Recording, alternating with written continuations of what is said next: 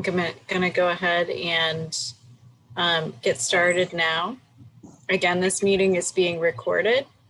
So this is the regular May 2021 meeting of the Lakeside Area Neighbors Association. My name is Mary Ann Lalonde. I am the president of LANA. And to go over an agenda for today. Today we're going to review the development plans for 4600 North Marine Drive. Thank you to the developer for joining us today. They provided some additional information that we wanted to share with the group in terms of floor plans and a winter solstice shadow study. We are going to review the results of our survey of the LANA criteria for development approval. We had issued some Google form ballots and physical ballots where people were ranking what was important to them to see in a development. And then we're going to go over very specific requests that came in the comment section of that ballot for Lincoln Properties. And then we're going to continue with our regular business. And the developer, you're welcome to stay, but it will not be about the development anymore after that. Just a quick, again, overview of the development that we're talking about. I do think this is going to take the main focus of the meeting. We're talking about 4600 North Marine Drive, Lincoln Property Company, a 12-story building with 314 units and 8 on-site affordable. And I also see some folks here from Pipeline and from Weiss Hospital tonight. And you may be disappointed because tonight we will not be discussing Pipeline's role in the development. This tonight is a discussion between the Lakeside neighbors and the developer on the design of the building. So to recap where we are, we've also invited some of our colleagues on the Zoning and Development Committee to join us tonight to observe our process. There are other developments proposed other places in the ward. And so we had a 46 Ward Zoning and Development Committee meeting the last week of April. The committee allowed our block club to spend 6 more weeks talking about the design of this specific development and requesting revisions from the developer. So that's the period of time that we're in now. We spent the initial 2 weeks, it's been exactly 2 weeks since that day, since the Zoning and Development Committee meeting, again, collecting feedback from our neighbors on what they would like this building to look like specifically, and concerns around the building. In 2 weeks from now, we hope that Lincoln Properties will be prepared to share with us revised design plans based on our feedback. And then on June 10th, the 46 Ward Zoning and Development Committee will meet again to make a decision on whether or not to approve the requested zoning change from Lincoln Properties. So today we are here mid-May. This is the Lakeside Area Neighbors Association meeting to present our feedback on the initial design.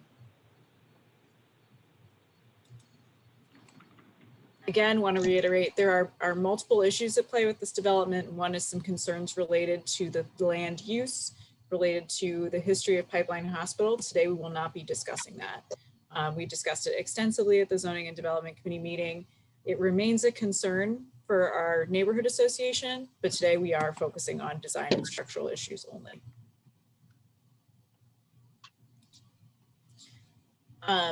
So I do have the additional information from Lincoln Properties that they provided: shadow studies, floor plans, elevation diagrams. They've been very responsive in providing us the things that we requested over the last 2 weeks.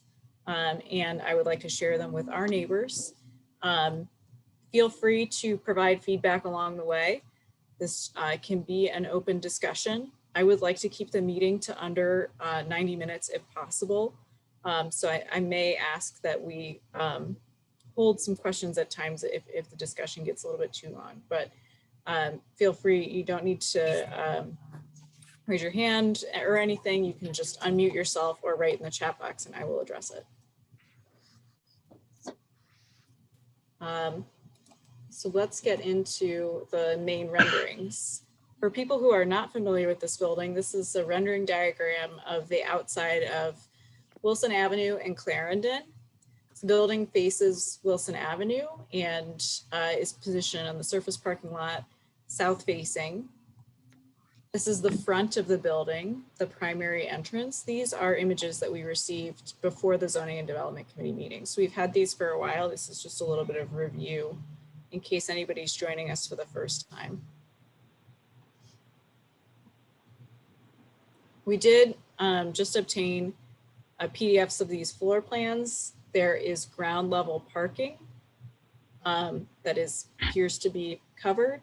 And feel free, Joe, if you want to clarify anything or if I correct me.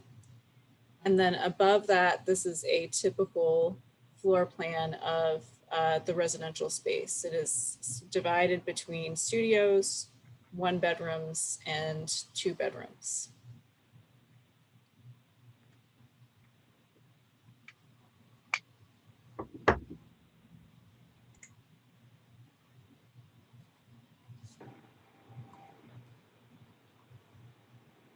Okay.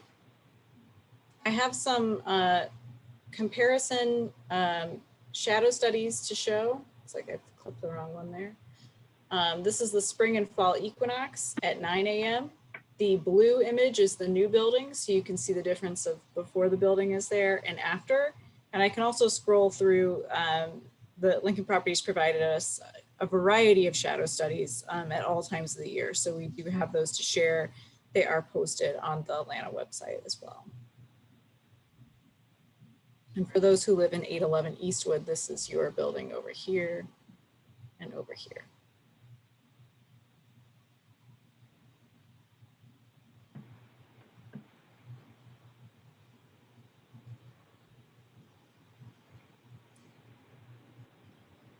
Okay, and at the winter solstice at 9 a.m.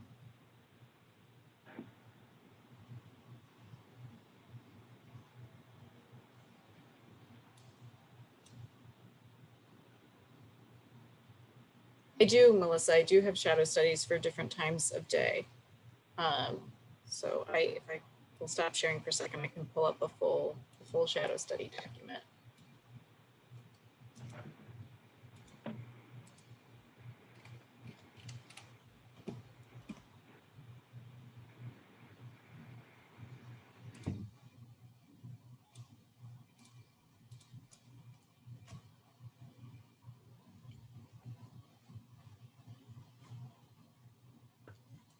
So it's not,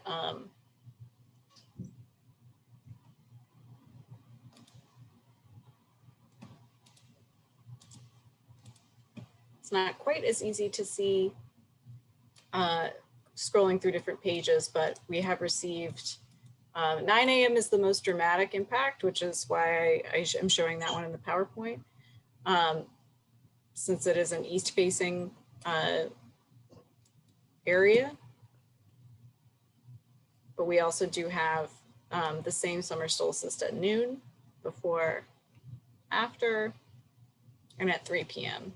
before and after. And I do know that there was a request in our feedback for earlier morning hours than 9 a.m. Again, the spring fall equinox, 9 a.m. before, after, noon, before, and after, and 3 p.m. before and after. And then the new one that we just got is the winter solstice. So here's 9 a.m. in winter before and after, noon before and after, and 3 p.m. before and after. Any other questions on these shadow studies?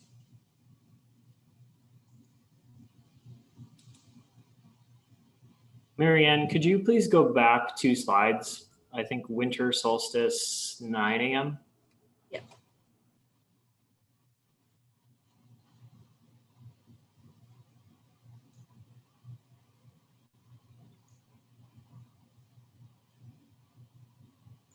Thank you.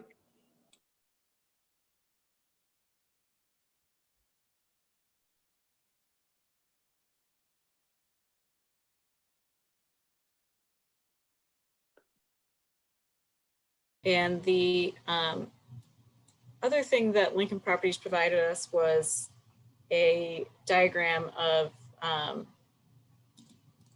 materials and elevations. So this just shows where there's vision glass versus frosted glass. We had quite a few concerns about bird safety, which of course makes a lot of sense in our area. We do live near a bird sanctuary, very proximal, hosting mating endangered birds right now. So just to show where the glass is on this building, that was also provided to us.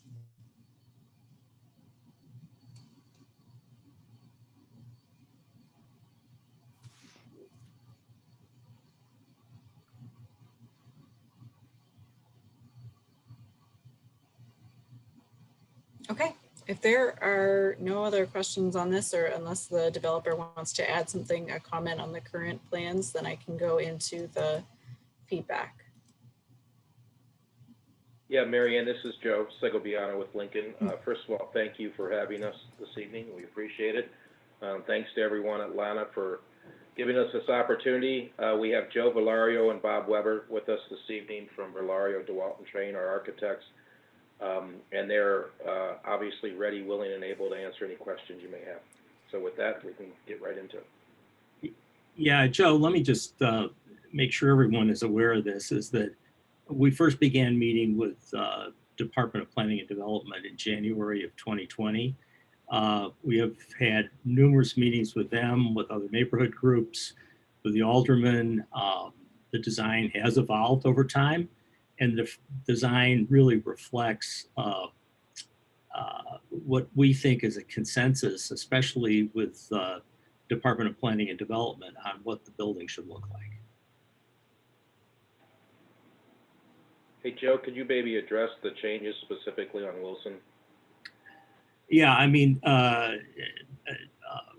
we basically brought active uses around to the Wilson elevation. We've been studying how to develop the parkway. We've added additional architectural features along that elevation, which again, DPD has reviewed and thinks we've made great progress on the design. And in terms of bird safety, I think we've explained that we're following the latest thinking about how to make the building safer for birds. We've responded to many different comments. In terms of LANA's comments, we also are developing a plan for allocating a zone along Marine Drive for ride shares and for where delivery trucks, UPS, FedEx trucks can pull up and stop. So we think the design has advanced very well. And maybe, Joe, if you, for a minute and a half, just give some background on the design, kind of what the inspiration was and how it developed over time. Yeah, I mean, the building really tries to create a very pleasant entrance to the neighborhood. We're using brick, metal panel, and vision glass and frosted glass in various areas of the building to create a kind of rhythm and a structural integrity that really is expressive of the frame of the building. And you know, it's been studied. The entrance has been moved. A variety of changes have been made over time in response to questions that we've had. I just want to clarify that the first time that we received the plans as a community group was in November, December 2020. So it was not, we've not been a part of this evolutionary process. And since the plans were first presented to us, there has not been a change. But we are eager to see that rideshare drive because that is going to be one of the suggestions that we have. So I am going to get into our commentary and feedback now. I am getting some questions direct message to me in the chat. So somebody has asked what other neighborhood groups have been solicited for feedback. Uptown United. Is that the development partners or the community partners? It's the development development partner. Sorry, this is Sarah Jacobson. I'm here for Martin Sorge from Uptown United. He's out. He couldn't make it tonight. I'm also an Uptown resident. I live just a little bit north of this on Ainsley. Thank you. And we presented twice to that group and actually did make some changes in response to their comments also. And I would like to add that the alderman's typical process is to, when a developer comes forward with a proposal, to send it to both Uptown United Development Partners and the local block club. So that has been his process pretty much since he's been in office, even if the development does not include anything commercial, which would typically be what Uptown United is concerned about. But because the alderman has asked them to weigh in on it, they do. You know, it's a courtesy to the alderman.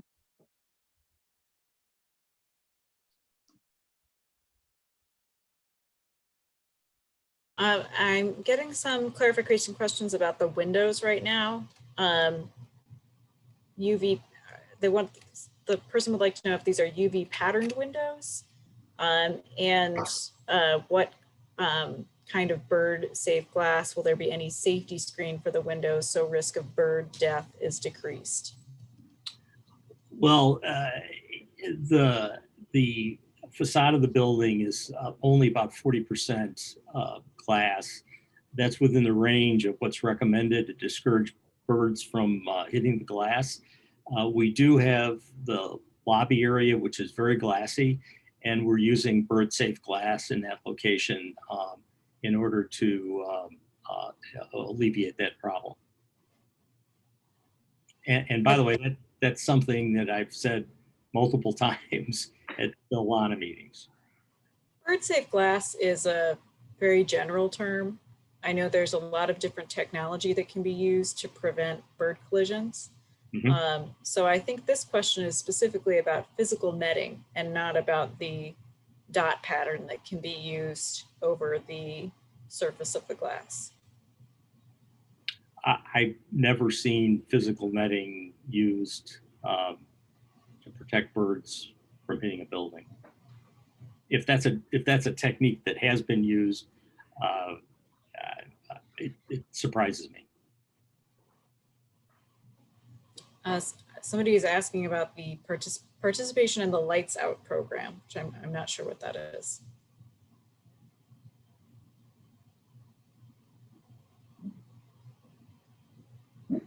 I'm not familiar with the Lights Out program. We can certainly take a look into that.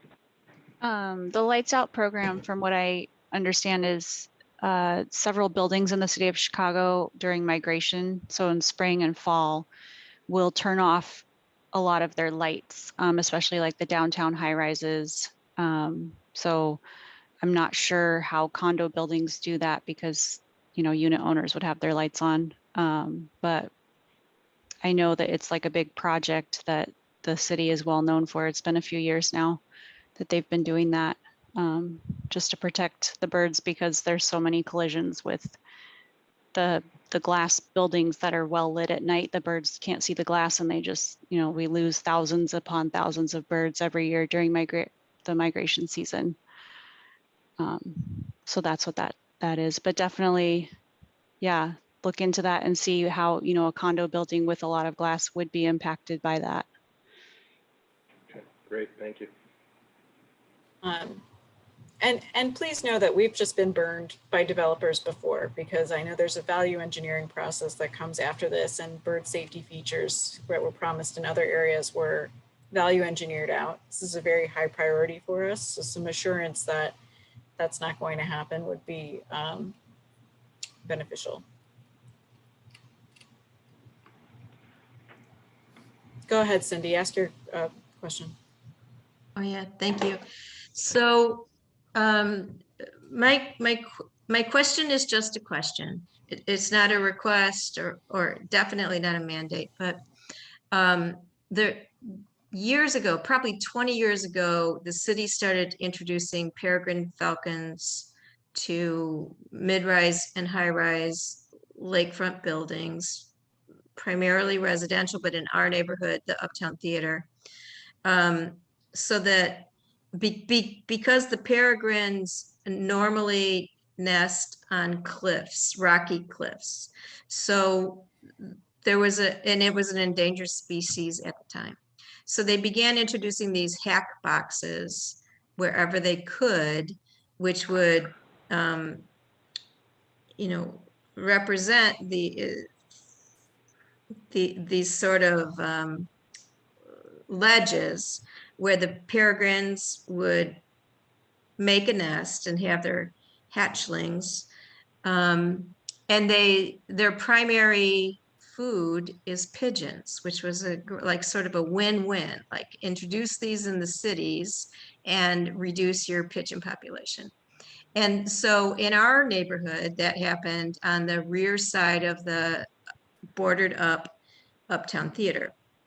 About, I don't know, 5 years ago or so, when it sounded like the theater may be renovated and they didn't want to have a conflict between renovating a historic property and helping the peregrine falcon population, they removed that hatch box. I know this has all been monitored. The monitoring organization is the Field Museum. And I've been present to see them. They need places where they can get out to the hatch box and grab the chicks and band them, like give them flea powder and band them so that they can monitor the population. So that went away on the back of the Uptown, but this building and also Weiss Hospital and the medical office buildings are of similar or higher heights than the theater. So I'm just interested in whether the developer for the new building and the hospital for the existing buildings might work with the Field Museum to understand how close you can establish these hack boxes as breeding grounds to increase the population of the peregrine falcons. It seems to me like there's a possibility to replace at least the theater with one of those sites. And depending on how far apart pairs need to be from one another, there might be an opportunity not just to replace one-on-one, but even increase that. So like I said, it's not anything that I feel like you have to do. It's mandated, the decision would be based on that, but it seems to be a really nice opportunity to just explore it and see if we can, besides the issues about bird kills by crashing into glass buildings, is there an opportunity to advance the establishment of more of these peregrine falcon families in the neighborhood? Kind of long, sorry. Yeah, just real quickly, we're doing a major project for the Shedd Aquarium right now, and we work with the field also. I can ask the people. Of an owl. Okay. Take a minute. Duncan, you got a drink?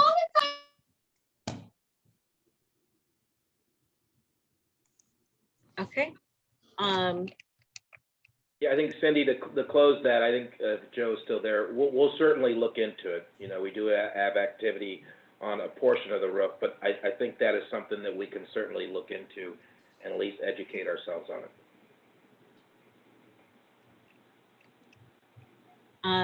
I see Margot. Margot is from another block club, but she's asked a question about parking. This was addressed in a previous meeting, so if it's okay, I can send you the response, and I'm going to move forward right now into commentary. But I don't want to skip anybody's questions who hasn't been addressed yet. So what we did was we created a survey. We put about 12 different options for things that we wanted to understand better that our membership cared about. We got between 40 and 50 responses in the last 2 weeks. Overwhelmingly important to our membership was the price of the units and the level of on-site affordable housing. Things that were maybe less important was the units having private outdoor space. This was a question that we asked to get an idea of how important it was to pandemic-proof the building. Private outdoor space would allow for a different structure than the centralized amenities. We asked about family size units, which was, I would say, of medium importance, and as was the historic nature of the building. Height was very important. Most people were requesting a shorter building or a building that is similar height to the buildings around it. We did receive some specific comments about alternative configurations for a taller building that I think are interesting. Visible landscaping. This is a green space for us. This is adjacent to our park on two sides, really. So that's important that the green space flow. It was important that the building pursue sustainability goals because of the proximity to the lake, including a green roof, a LEED certification, or other goals. A little bit of a concern about parking at a 1-to-1 ratio of spots to apartments. So some street parking concerns. And finally, we had a high priority for traffic design and pedestrian safety. We did request a traffic study. I know that that's not been provided yet. My understanding is that CDOT will at some point consider that. We would, of course, prefer to see it in advance of the Zoning and Development Committee meeting. The building contains a mixed use or part commercial space. This was something else that we discussed. This seemed to be of not a high level of importance. And the shadow was also important, especially to those living in buildings that would be primarily affected by the shadow. So buildings that fall within the shadow studies. So this gives you an idea of the priorities. I think the affordability was an extremely high priority. Environmental sustainability and traffic are probably our top three concerns. But I wanted to share with you the specific comments and requests that we got. And we will send a physical document to Lincoln Properties. Anybody who's joined us from another block club will also receive it of specific requests for revisions in the next 2 weeks. I know that was a struggle before. Questions were addressed. We didn't really see any revisions to the plans. Now we're hoping to get some revisions for clarification. Marianne, remind me, how many respondents were there to this? Between 40 and 50. I think Ruth has the final number in 2 weeks. And to give you an idea, for those, our vote numbers for the first Zoning and Development Committee meeting were 92. Mm-hmm. So slightly fewer. So I just would like to add that as a financial professional, that's a pretty small participation rate for such a densely populated block club. So I wouldn't want us to get too over the top on the percentages of responses for any particular question, given the low participation rate. Interested in your comment on that. On my comment? Yeah, oh, well, the club's comment. So this is the rate of feedback that is common for a block club in the 46th ward. These are vote numbers that I've seen come similarly out of other block clubs. Do I wish that they were higher? Absolutely. We've made a lot of efforts to make them higher. We instituted the physical voting boxes that have seen some success. These are higher numbers than we've had pre-pandemic.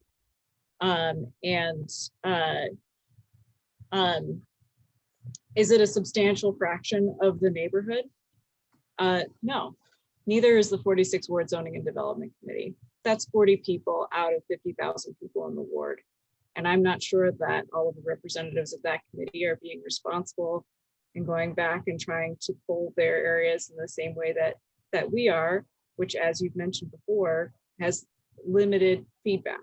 So I think given the circumstances, we've done and the time limitations, we've done what we could in terms of soliciting feedback. Oh, and yes, I ways to agree improve. that, I agree with that, and I am not critical. I am just pointing out that we should not stand on these percentages as definitive because it's a really small proportion of comments. Yeah.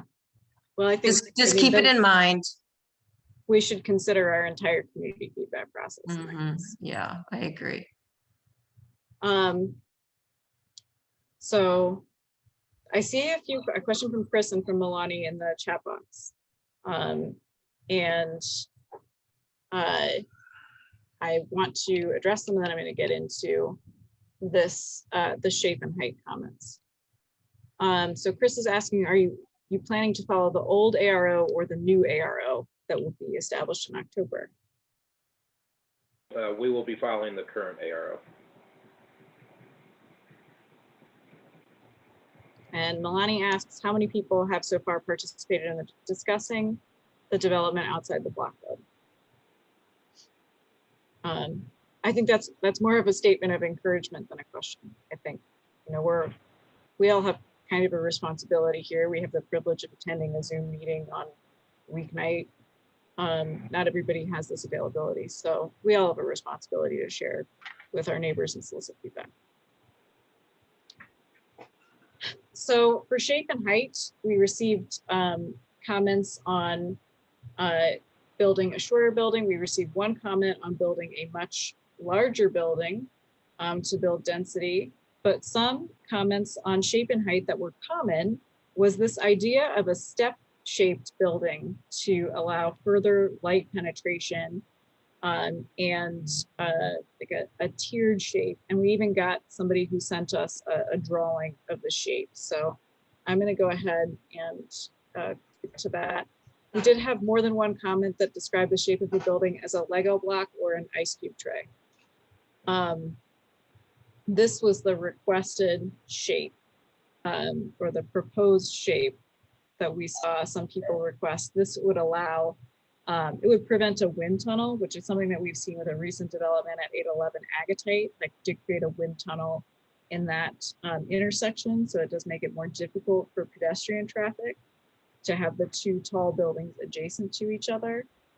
So the idea is to break it up there, also to provide a different view for our buildings that are going to be most impacted by this building. That's the Covington and 811 Eastwood, which we have, I think, several residents on the line for that, to have a more green structure on the outside. And then this person has also submitted what Joe commented you added, which was a Marine Drive based rideshare drop-off and delivery drop-off zone for traffic that's very quick to stop. Do you want me to comment on this? Sure. Just a few things. The circular drive or cul-de-sac drop-off wipes out the bus stop at the corner of Marine and Wilson. The other issue is that when you have a driveway, it becomes an impediment to pedestrians. Pedestrians feel uncomfortable crossing driveways. That's the reason why we have no curb cuts on either Wilson or Marine Drive.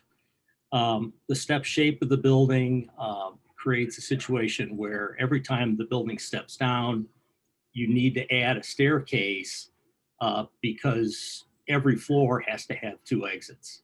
So it's a very difficult design to actually achieve that has been presented here. The other issue is the building is really massive compared to the building we're proposing. And given that every bedroom and every living room in a residential project has to have windows for light and ventilation, it means that this plan is very inefficient. It's very big, but it'll only produce a relatively small number of apartments because really the depth between the corridor and the exterior wall in just about every residential building is about 30 feet. So a standard residential floor plate is usually something between 60 and 70 feet in width. That's why residential buildings are so slender. You know, it's a nice looking building. It's just not a residential building. There's something like this at the Admiral, but it's not, it extends, like the length of the development is much deeper and the height of the development is much higher. So you can get this step back. When that proposal came forward, the community at the time wanted to be sure that the mass of the building was stepped back way far from the lakefront. And this is so short that it doesn't give you those same options, and you lose all of the community space on the rooftop. So I understand the concept. It's been done in our neighborhood at Foster and Marine Drive. But this is a mid-rise and that's a high-rise. And then the mid-rise doesn't have the same depth that high-rise does. So the concept, I think, makes a lot of sense, has been applied locally, but this property is much smaller. Well, and I think Cindy and Joe to jump on that kind of note is, I think the efficiencies in this building, and it is a very interesting concept, and we appreciate, you know, the input from everyone, but the efficiencies of this building would just make it prohibitive from a structural standpoint, from a utility standpoint, from a circulation standpoint, that at this time in the process, we wouldn't be able to make this change. And even if we did consider this from the very beginning, I don't think that this is a concept that would make sense for the use of this building. So I think, you know, based on all those reasons and the fact that, you know, the DPD has reviewed the plans, and the plans are to a point where we feel that it's efficient and it works for the intended use, I really don't see us being able to make this sort of change in this kind of bulk way. Can you elaborate a little bit on the utility inefficiencies? Sure. And Joe and or Bob, feel free to help out. But Yeah, I mean, with the buildings of this use, the stacking is extremely important and extremely efficient. So, for example, elevator corridors or elevator shafts are stacked, and you would be able to go from the first floor on up to the top of the building. In this case, that would not be the situation. Structurally, you know, there would be several different structural members. From a stairwell standpoint, there would be several different stairwells, which could even potentially jeopardize life safety issues. Utilities are ran vertically through a building as opposed to horizontally and vertically. So, and again, Joe and Bob, feel free to jump in, but because of those issues, it just becomes a very inefficient building for the intended use. And I think that's important to note for the intended use. In some cases, a step back building may start to make a little bit more sense. So just to be very specific, the site is roughly 150 by 250 feet. The lower floors of this building cover just about the entire site. So you've got a footprint that's roughly the size of the site. And as I said, a standard width in a residential building is between 60 and 70 feet. And you, as I said, every bedroom, every living room has to have natural light and vent, and the ability to open a window. And when you've got a building that's this deep, basically half the floor is going to be empty. It can't be used for residential.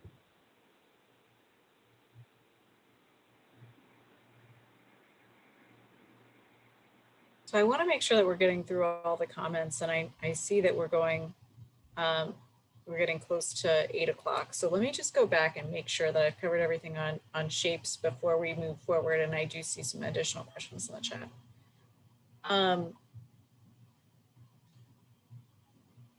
I have another section on materials, but I have a comment on the dark color, the dark tint of the glass.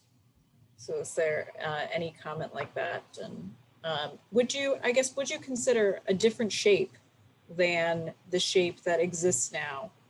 So perhaps for the reasons that you've elaborated, you don't like the stepped idea, but how tied are you to the shape that is a three-sided box with an elevated courtyard? I think the idea for the step 2, the community use on the roof, was to have your pool up there instead of in the lower courtyard, which we see in other buildings in the area, to have that elevated pool as the community space. So just to clarify there. Sure, and that's a good question and a good point.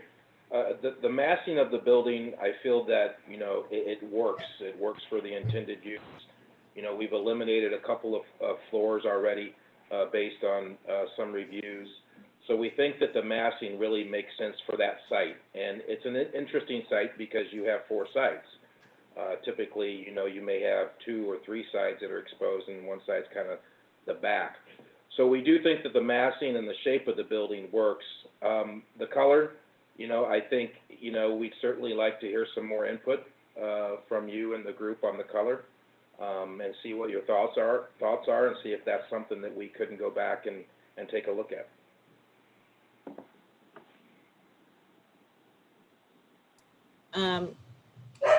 So Corey makes a good request, which is to just make sure you're introducing yourself when you ask a question. And Cindy, if you could introduce yourself to the group, and just, I see your question in the box as well.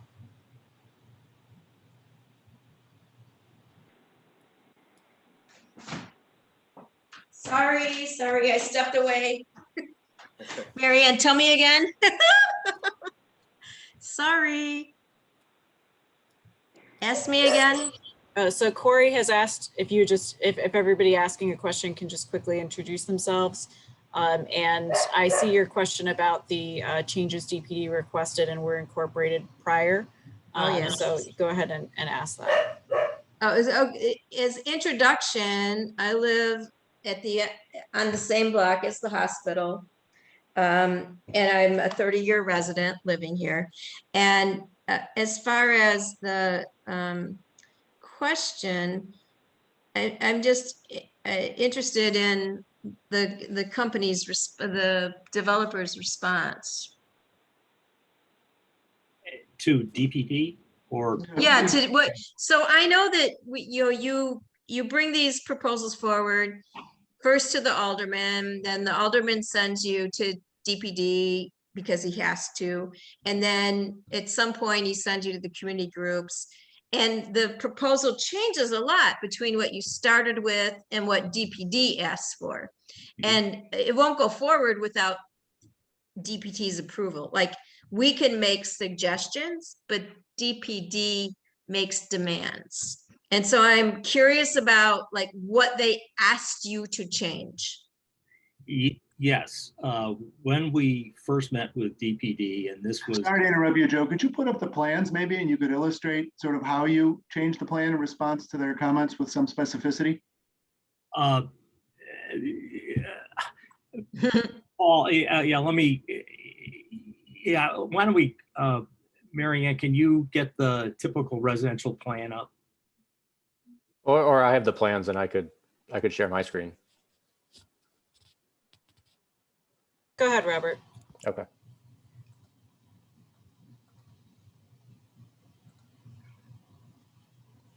Do we want to look at a floor plan or the 3D Just a view? typical residential plan. Okay. So just to go way back to the beginning of last year, and this was discussions that happened over about a 3-month period where we came in with, I think, 5 or 6 different massing alternatives, included taller buildings that were just a single blade, L-shaped buildings, U-shaped buildings oriented in different directions. And sitting down with DPD, they basically zeroed in on this option and said, this is the option we want you to go with, because it was the lowest building. Now, at that point, it was 14 stories and had 350 units, but the basic plan was set at that time. And then later on, they came back to us and said that they were not happy with the density on the site in terms of a floor area ratio, and asked us to reduce the height of the building. And we worked with Joe Segabiano and his team to make sure the deal, could basically go forward, losing what amounted to 35 units. Then as the designs continue to develop, they wanted a much livelier south elevation along Wilson Drive. And we revised that elevation extensively in response to their requests. And where we landed is something that DPD we've been told they're very happy with where the design is at right now. Mhm. So as you said, nothing gets passed unless the Department of Planning and Development approves it. So when we're sitting down and negotiating on the shape and the height and the FAR and the number of units and all those issues, we're in a room with them, and they insist on looking at alternatives. They insist on really running us through the gauntlet in terms of how the design develops. So Maybe you could describe how this changed, Joe, here on the south elevation and on the east elevation, and what you did to alter it. Yeah, Mary Ann showed one of the earlier renderings, which had the main entrance facing Wilson, and we reoriented that so the main entrance faces Marine Drive. That was one change. We extended the bike room west along the Wilson elevation with vision glass at the lower level. And then we changed the articulation of the building, adding those balconies, which you see that are very prominent. And, we're working on a landscape design for the parkway that's going to include grass, a low ground cover, and then raised planters that'll have bushes in it that we think will really animate that elevation.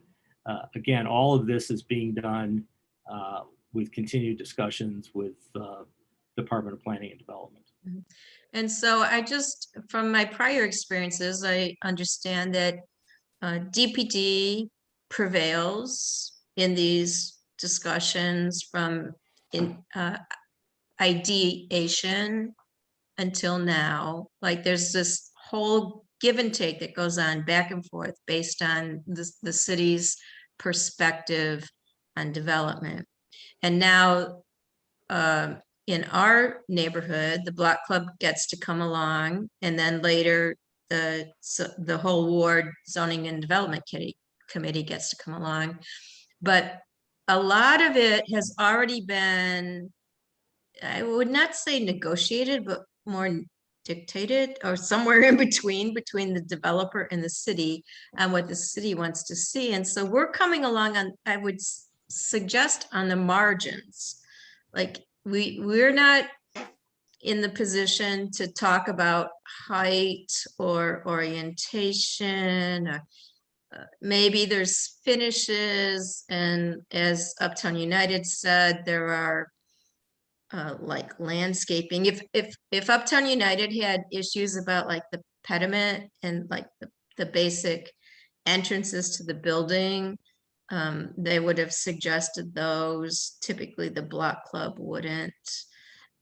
So I think that I just want to put into perspective that we're coming along at sort of it's not no or no go. We're coming along at like what finishes, like what little details are you interested in? Because the developer, the city, and the aldermen are a year into these negotiations. I might be wrong. If anyone wants to correct me, please do, but that's my sense on the way these things have gone forward in the last decade or so. Well, Cindy, I'm going to be comprehensive and share the feedback that we received, because we were asked to provide feedback to the developer, and we did receive some. Whether or not these changes can be implemented, I think is for future discussion. But I do want to get through the rest of these. I've got a couple questions in the chat box, then I'm going to go into another section. Hold on, I just lost my chat box. I've got a question that I know we asked before. I don't believe that we have the answer to it, but what is the currently allowed height and FAR under the current zoning for medical use, and how much of an increase is being requested? And please correct me if I've asked this question wrong. This is Paul Shadle. I can answer this question. I'm with DLA Piper, the developer's lawyer. The building FAR right now, there are two FAR numbers. There's the overall maximum FAR for the PD as a whole, which is 2.97, and there's a request to change that to 3.62. The underlying zoning is or what we think of now as the immediately prior zoning, but this is a much older PD. So it's really the underlying zoning would allow a -5. That is a 5.0, but the overall request is going to be a 3.62. The maximum height is really per the elevations. That is, there was a cap based on the design that exists today. The height of this building will be, Bob and 139. 139, sorry, will be 139 feet. So it's per the plans. And I would note too, we had some contextual drawings that I believe we showed at either the last meeting or the meeting before to show how the height of this building does compare with surrounding buildings. It's not the shortest, but it's not the tallest either in its vicinity. Yeah, it's very much in context. I could pull those drawings back up if it helps.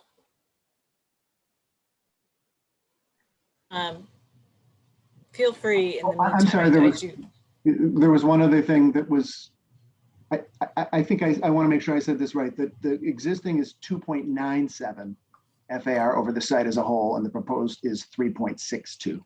Just want to make sure, I think I reversed one of those numbers. I think I said 7.9 instead of 9.7. And another question about the process with DPD. Who are you working with at DPD to make these changes? DPD has both a project manager, who for this project is Michael Berkshire, and then they have a design review team, which under the current commissioner includes the commissioner. He's very interested in design, just happens to be one of his things. And the plans were originally, as Joe Valerio mentioned, they were originally presented with a variety of schemes. And that design review team came back with comments. There are a number of architects on the Department of Planning and Development staff who participate, along with the commissioner and then the project manager, Michael Berkshire. Will the plantings added along Wilson Avenue be native plants? This is Joe Valerio, yes. We're using all Illinois native plants. Okay, I'm going to go back to the feedback. We did receive quite a few comments on the lack of affordability on site. They were largely similar comments to each other about needing more affordable units, more mixed and low income housing. This was an overwhelming level of response. One request that I think we will make is to see if the developer is willing to comply with the law that will come into effect in October and increase the number of on-site affordable units from 8 to 16 in compliance with the new regulation. If I could just address that just 1 sec. Again, this is Paul Shadle at DLA. The current ARO actually would require that 25% of the required affordable units be built, that is either on site or within a 2-mile radius. And then the remainder can be paid for through the payment in lieu. At the Alderman's request, the 8 units are going to be on site. And the other portion of the compliance will be done through a payment in lieu of just north of $3 million. Joe Segoviano, you can correct me if I'm wrong, but I believe that you are not able to have this project go forward and have it work with the new ARO requirements that go into effect this fall. That is correct, Will. Can you provide some contextual reasoning why this is not a feasible project with 5% affordable on-site? Really, it comes down to the economics of the deal and being able to get it financed. And as you add more units at a similar cost, but yet the revenue side is lower, the project would not pencil out to a return that would make it financeable. Now, we are not experts in this area at all as a group. I know Cindy may have her financial expertise. But I think we did do some back of the envelope calculations, which could be totally off. But we were trying to figure out what Lincoln Properties would lose in terms of annual revenue, and came up with about 4% a year.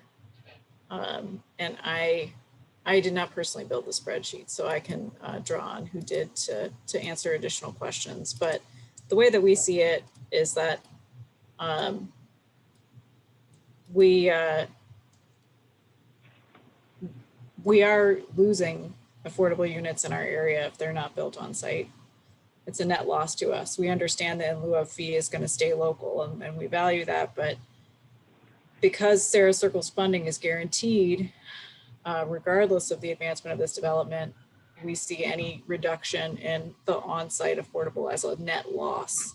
Now, timing wise, what may be able to be done faster that's a different issue, but we're projecting pretty far into the future.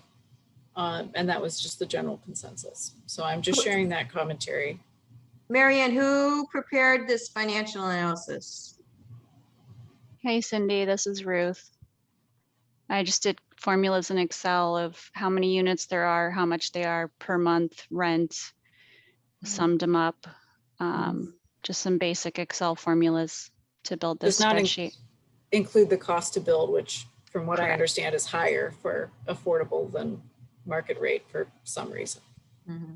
I would not want this shared outside of our group until someone like me and other financial professionals in our group had a chance to look at it. It's the first time I'm seeing it, but I have to say that the proposal that the alderman brokered was, instead of having the in lieu go into the trust fund to be used anywhere in the city, to have it designated to be used in our own community for this new development.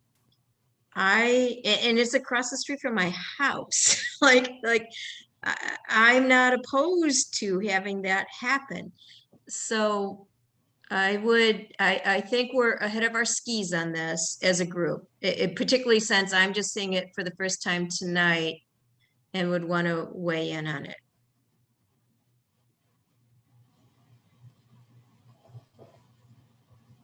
Well, we are getting this Sarah Circle development regardless of whether or not this development moves forward, and we're pretty grateful for that.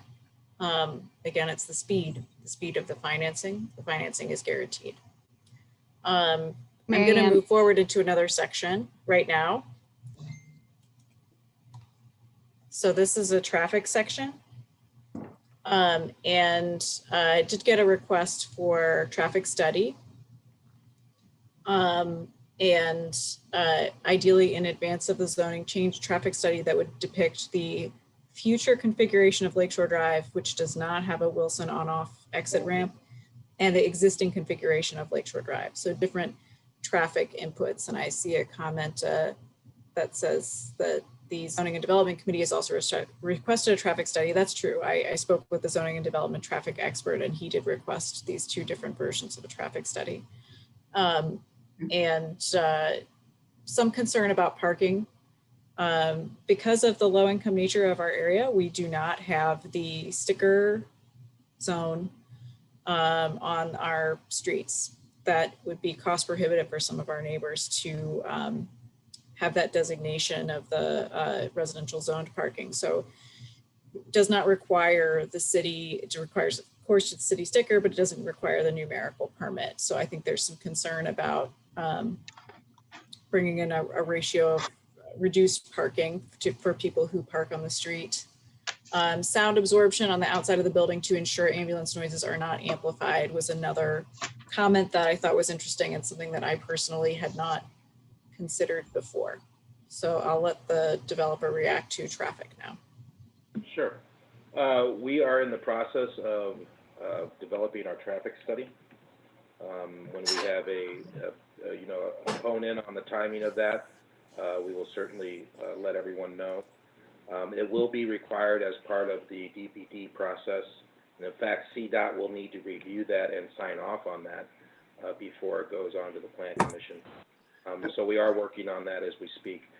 We did run a couple of what we call auto turns to make sure that physically there was no conflict with any trucks entering the loading dock area and ambulance that may be coming off of Clarendon. And the auto turn showed without a doubt that there are no physical conflicts. And then with regard to the sound absorption, I mean, we can speak a little bit to the fact that, 60% of this building is more of an opaque material, which will absorb sound better. But also we will look at a thicker glass for the residents to protect them from any sound that may be going on outside in that area. I think, was there something else, Mary Ann? Rideshare we talked about, and that is something we'll be working with CDOT on Marine Drive. The traffic study, parking, yes, parking. Right now we are working with the hospital. The hospital has ample parking available in the parking structure. And so all of our residents will be parking either in our parking structure within the building, and if there is an overflow, and based on what we've seen in the market right now, our ratios are pretty much at market. But if there is overflow and need for additional parking, we'll have our residents park at the parking structure.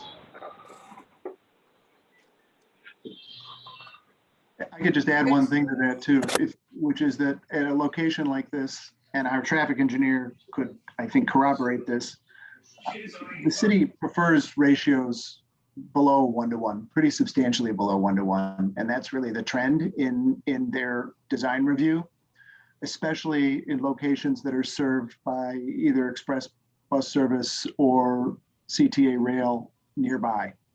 But we've got the Wilson Avenue Red Line stop to the west. We have a bus line that comes in front of the building on Marine Drive. So this ratio is, again, in my experience in the city of Chicago, not atypical right now. I have an additional question that's not covered here. Will your parking include electric vehicle charging? We will, yes. We will have electrical vehicle charging stations in our parking structure. DPD will require that too, and it's also a sustainability feature, obviously.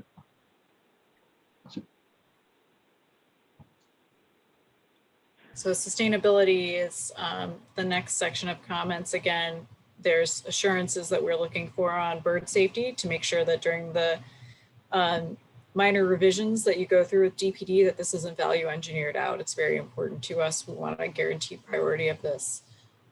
So we understand that bird safe glass is more expensive. We're open to reduced use of glass and other use of opaque facade materials, specifically brick that is in line with the historic structures in the area, to remove the glass enclosed staircase if the glass enclosed staircase that you propose is not bird friendly. And there's a concern about replacement of 40 trees that will be lost. We did lose many trees last year in a derecho event as well, and then this will be an additional loss of trees, so replacement there. Bird-friendly design and a low bar, I feel, a LEED bronze certification, or if you don't pursue the certification due to the expense, to complete the LEED scorecard for LEED bronze regardless of certification.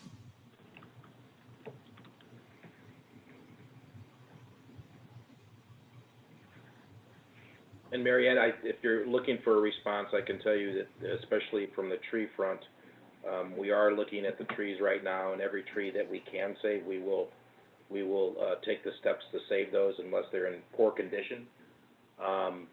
We will be adhering to the city's sustainability standards. The glass we can talk about with regard to the glass stairwells that you speak of, I believe, on the south elevation. And Joe, we can look at that and make sure that that is either bird safety glass, or if we need to look at an alternative, we can do that. Sure. All right, I'll go to the next section. One thing that a lot, so getting a few additional questions in the chat. I will address these.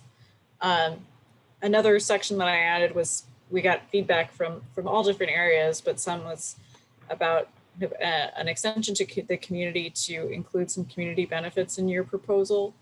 So somebody asked about including a option for the public to use the gym as a community gym, or some benefit to the community, open air, affordable farmers market in the front area, to have that as an option. We used to have a farmers market as part of WISE, or to purchase the remaining empty lot and keep it as open space and commit to using that as for community benefit. This may be to more of a comment for pipeline than for the developer, but any sort of community added benefit, the retention somehow of the urban rooftop garden on top of Weiss Hospital was another comment that I had seen, or any sort of extension to the community to assure us of some goodwill. Mary Ann, just what do you mean by the purchase of empty lot that is not the parking lot? I believe that that is a reference to the lot at Eastwood and Clarendon. That the hospital does not already own? No, They the would- hospital does not own that land. Okay, so, all right, so that they would have to purchase it in order to do that. So the question I have here is, why can't all of this be accommodated at Clarendon Park? Farmers market, gym to the public, like why? Well, there is a gym at Clarendon Park that is a community public gym with limited hours, I will say. It's a city park, but these are I think, you know, I don't want to speak for the people who submitted these comments, because what I'm doing right now is sharing the comments that we received with the developer. Yes, I've not I provided any agree. criticism there. Mhm. You know, Milani adds that Clarendon Park has a waiting list of 100 for the community garden right now. I know that that's a big one. This, I think, you know, I don't want to speak for the people who wrote these questions specifically, but a tone that I get is that we're losing a space that could potentially be a community asset, right? This is currently a part of the hospital. There are activities there that serve the community, either as hospital function, or we've lost community benefits that were a part of the hospital. And can the developer, as an act of goodwill, include some sort of benefit to the community? So I wasn't sure what other section to include these comments in, and that was the theme that came out. So could there be some sort of olive branch here? You know, Mary, on the farmer's market, we don't see the ability to offer that on this property. We would certainly love to see a farmer's market as well. We think that's an asset to the entire community. But again, specifically on this property, we just don't see where that would take place. Joe, the last meeting you had expressed an interest, and you told us the OSI is about $115,000. Has your conversation with DPD gone anywhere on that? You know, the alderman had expressed interest, for example, in the possibility of using the OSI to help mitigate the loss of open space. That was in the first meeting, I think, on January 28th. And then last couple of meetings, we keep bringing up the open space impact fees, and I'm just wondering where your conversation is at with DPD on that. We have not had that conversation, and I believe, and I do not want to speak for the alderman because I'm not sure, but I believe he was going to inquire as to where those funds can go. We will make the contribution per the ordinance, And I think if something can be worked out, that's probably more in the alderman's hands. I want to make sure that I'm covering a few questions that I missed in the chat earlier. We have one about what does the developer envision for families living in this building? What amenities support a family who lives in this residence? We do not anticipate many families. Our typical makeup of our buildings are very few families, very few children. So from a benefit standpoint or from an amenity standpoint, they will be for older. They will be kind of catered towards an older teen and above. So in other words, we will not be offering any playgrounds or anything for middle-aged kids, for example. But again, because of the makeup of the building, we find that most of our buildings are either single people or newly married people, sometimes maybe an infant, or empty nesters. Okay. Another question back on traffic. Could additional parking be removed from the building and shifted to the Weiss Hospital garage in order to reduce building mass? The ratio that we're parking at right now, we feel is market. And if we start to remove that parking, it really starts to impact the security, because all of our parking is secure. So we feel that the ratio that we're providing will meet the marketplace. So at this point, we think we're pretty safe with where that parking is.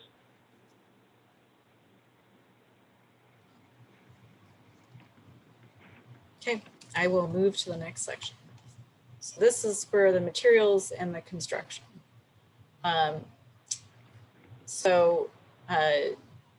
Two comments on including private balconies as kind of a pandemic-proof amenity for your residents. One on minimizing a construction timeframe, and again, a compromise for the dark surface material.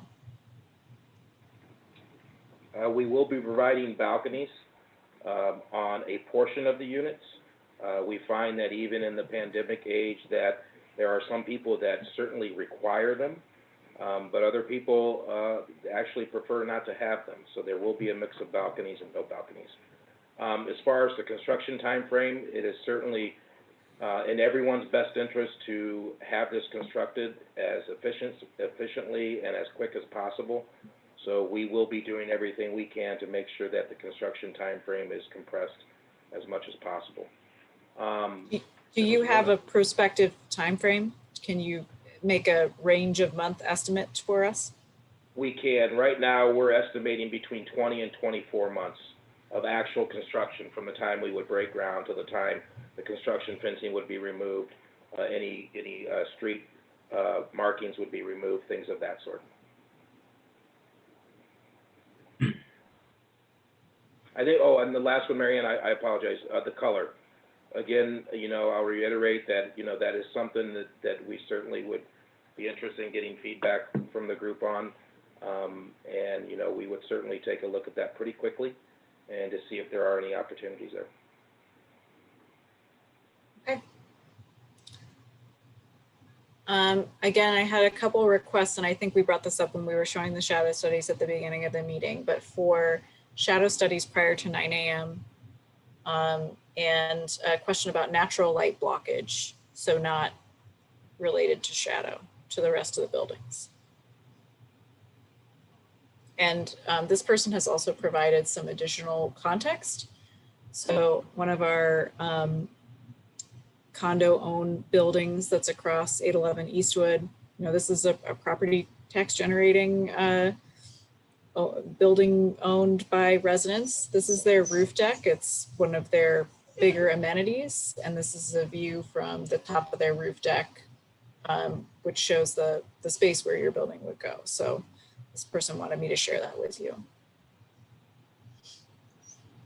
Marianne, wouldn't their view to the southeast remain the same though? Like the city skyline view? Would that be obstructed at all? I will defer to a building resident to answer this question. Hi, this is Tyler from 811 West Eastwood. I submitted this photo. I didn't actually submit the comments on the previous slide. Your question was our view to the south is the Covington, which is, I believe, a 14-story building. And then you can see from this view, basically directly in the center would be another 12-story building. So from the perspective of our residents, it's eliminating a good chunk of, I think, a good chunk of the reason that a lot of people chose to either purchase or live in this building. I appreciate that, Tyler, but I'm just asking, do you lose your city view, your downtown city view with this? Cindy, we actually don't have a downtown city view. Oh, interesting. Yeah. Obstructed by the Covington. Yeah, sorry, I submitted two. There you go. There we go. There's the second, just. Oh, I see, yeah. Shifted, yeah, that's just shifted just a couple inches by, camera. Oh, yeah, I get it now. I didn't understand before. So I mean, I think that, obviously we're highly impacted by a 12-story building. This is the end of the summarized comments, but I do see some more questions in the chat, so I'm going to go ahead and ask them. Again, I really do want to keep this meeting reasonably timed, so I'm going to get through as many as possible. We don't have a lot of material after the developer leaves, but I do want to be respectful to everybody's time tonight. So the next question is, can the design better acknowledge our neighborhood's history, the history of Weiss and Clarendon Beach? I'm wondering if the developer knows that. Not in a great detail. That's certainly something we could take a look at. I think actually some of the architecture does replicate and pick up from some things happening at the hospital, but we can certainly, again, educate ourselves on some of the history.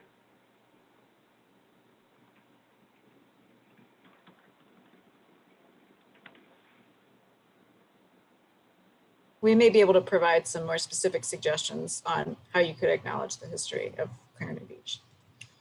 Can I just make one, sorry, this is Tyler again from 811 West Eastwood. Just one comment that I would like to clarify is that there have been comments that this 12-story building is in line with similar size buildings. And I think this has been brought up in previous meetings. But east of Clarendon, north of Montrose, there really isn't a building of this size. The hospital is probably the largest building, I think. So I feel like, I don't know, when I walk out the door and, step on the corner of Wilson and Clarendon, it's definitely going to impact, it's just going to impact the setting. So just another statement that I would like to make. Yeah, I think there's a building of equal height or even slightly taller than what we're suggesting that is north of you. Where would that be? East of Clarendon? Yeah, that's west of Clarendon. That could be, I guess my comment was east of Clarendon, north of Montrose, which is basically a park area north to the hospital. It's basically this expansive view of nature, which in the city of Chicago, I'm a small town kid. So I appreciate any sort of nature that I can get. But it's definitely going to, in my opinion, drastically change the landscape. Well, there is a 27-story building on the east side of Clarendon and Montrose. And I believe that is south of Montrose. It's at the corner. Okay. Yeah, you're correct. I'm just stating facts, and this is my opinion. So Okay. No, I just, your boundaries are so specific that it's basically the public park. I get it. Like in the view that Marianne is showing right now, instead of having 90% to the left of a building, you may now have 35% between two buildings. It's a valid concern. And then you just have to say, like, was it your forever concern, like when you bought it? Like these are the considerations that people make when they're buying along lakefront properties, like what can be built on and what cannot be built on. And I'm not advocating a position. I'm just saying that's the nature of the lakefront. And when Uptown has gone from a very impoverished neighborhood to something that's a little more affluent, these are the kinds of very difficult considerations that come forward. I'm not expressing an opinion. I'm just saying we should expect to have this discussion. I'd just Go like ahead. to say something quickly, which is that I think everybody here would like to have the discussion. And it's just unfortunate that local decision makers and city level decision makers did not involve people early enough so that we were part of the discussion. I learned about all this on the 28th of January, and I've been in the community for 30 years. So I think that we can wax, prosaic about it, but it is really a concern. So that's all I want to say. I did have another submission from a resident at 811 that I want to share. It's a time-lapse traffic video of the parking lot. So I'm just going to play this for folks.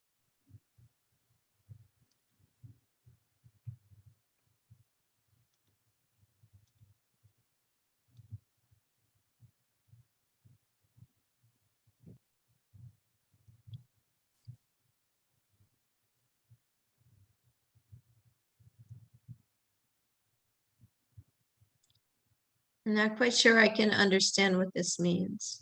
This shows 90 minutes of traffic into and out of this area here. So this was just to give a better understanding of the traffic flow in and out of the hospital. And so are we focusing on the entrance to the emergency room? This drive will continue to be used by the hospital. Okay. This is, I think, just to show the situation right now. Yeah, that it's better FDA. than theory, right? It's real time. Okay, I get it. Shout out it where there's a problem.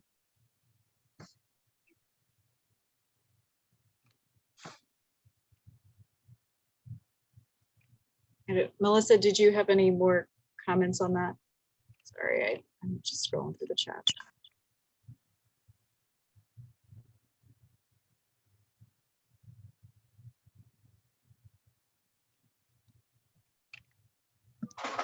I just want to add some thoughts on the size of the units in the building. I have serious concerns about the numbers of small units and the lack of units for families in our community. As somebody who has a young child and hopes to grow my family, I just really don't see a future for families in Uptown, and I find it extremely frustrating. As small units are continued to be built in this neighborhood, it's going to be more expensive to buy larger units or places with like single family homes. So I have serious concerns about the size of the units and the future of our ward and what that means for families and things like that. So.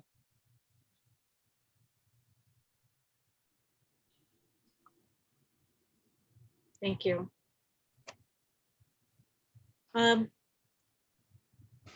So this, like I said, for the developer, these are the conclusions of our comments.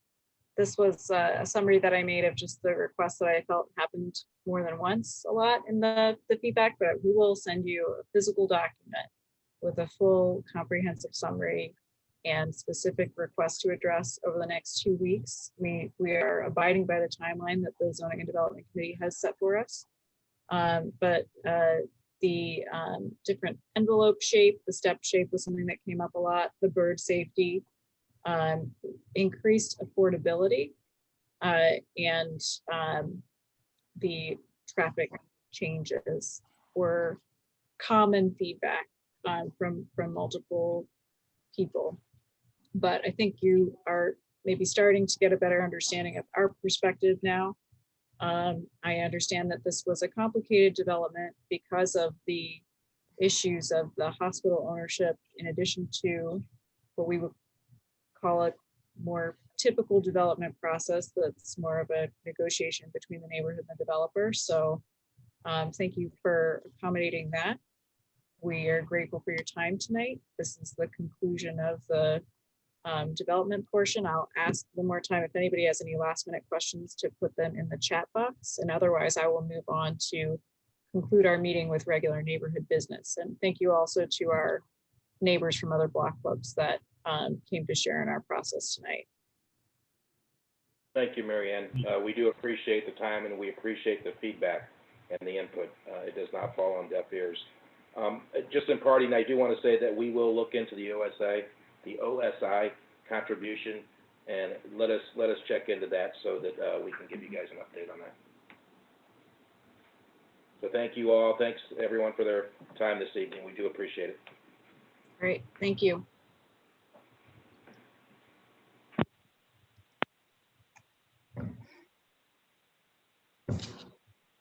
Just a couple of items of concluding business for LANA, since this is our regular meeting. Oh, there's one new message down here.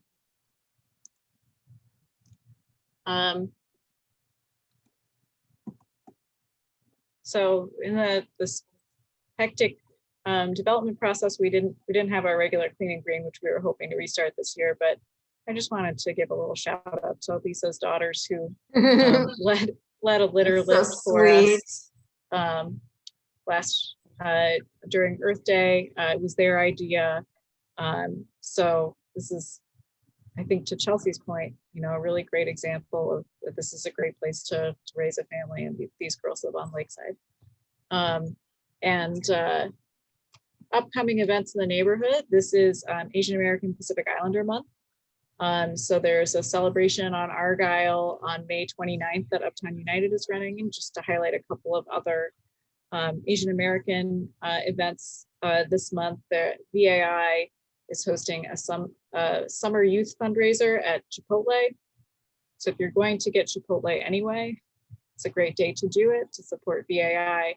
And Asian Human Services doing a fundraiser as well. All of these events are on the Uptown United website, but especially given the fact that we talked about the bystander training at our last meeting, I wanted to highlight that this is Asian American Pacific Islander Heritage Month, and mention some ways that we can do some outreach with that community.